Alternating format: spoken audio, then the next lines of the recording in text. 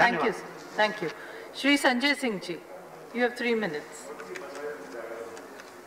धन्यवाद उपसभापति महोदया। मैडम, ये होम्योपैथी बिल, इसके बारे में, इस पद्धति के बारे में ये कहा गया कि भारत में ये ऐसी तीसरी चिकित्सा पद्धति है जिसके माध्यम से लोगों को लाभ पहुंच रहा है, स्वास्थ्य लाभ पहुंच रहा है। और आयुष मंत्रालय की रिपोर्ट है मैडम कि 26.3% की दर से प्रतिवर्ष इस चिकित्सा पद्धति का ग्रोथ हो रहा है, यानी होम्योपैथी को अपनाने की जो स्वीकार्यता है वो 26.3% हर साल हिंदुस्तान में बढ़ रही है। लेकिन जब बजट अलॉट करती है सरकार, 2122 करोड़ रुपए का टोटल बजट है आयुष मंत्रालय का, लेकिन उसमें से मात्र होम्योपैथी के लिए 138 करोड़ रुपए का बजट निर्धारित किया गया है, जो इस चिकित्सा पद्धति को देखते हुए बहुत कम है।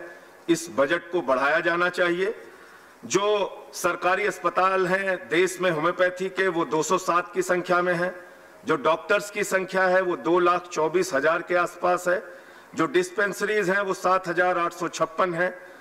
और इतना बड़ा नेटवर्क होने के बावजूद अगर आप सोचते हैं कि होम्योपैथी को हिंदुस्तान में बढ़ावा 138 करोड़ रुपए के बजट से आप दे पाएंगे, तो मुझे लगता है कि ये बहुत मुश्किल काम है। अभी यहाँ पे कहा गया सरकार की तरफ से भी और विपक्ष की तरफ से भी कि ये वो पद्धति है होम्योपैथी जिसमें जड़ से बीमारी को खत्म किया जाता है। और ये ऐसी होम्योपैथी, ऐसी विधा है जिसमें मीठी गोली दी जाती है मैडम। तो ये सरकार भी मीठी गोली देके हिंदुस्तान में जड़ से सारी चीजों को खत्म करने पे लगी हुई है। वो चाहे सरकारी नौकरियां हो, जड़ से खत्म हो रही हैं। हिंदुस्तान में रोजगार जड़ से खत्म हो रहा है। हिंदुस्तान में नफरत की राजनीति लगातार बढ़ रही है। तो जो ये सरकार के काम करने की पद्धति है, होम्योपैथी की तरह मीठी गोली देके, झूठे वादे करके, बस मैं खत्म कर रहा हूं मैडम, झूठे वादे करके देश को गुमराह करके जड़ से सारी चीजों को खत्म करना। और आज मैं मैडम आपके सामने बोल पा रहा हूं, मेरा सौभाग्य है। आपको इस चेयर पे देख के मुझे प्रसन्नता हो रही है। लेकिन इस सरकार ने इस काबिल भी शायद मुझे नहीं छोड़ा है, और हो सकता है कि 4 दिन बाद मैं जेल में दिखूं।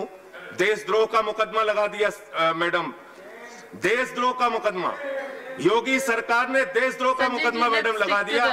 क्या इस सदन में बैठने वाला सदस्य देशद्रोही है?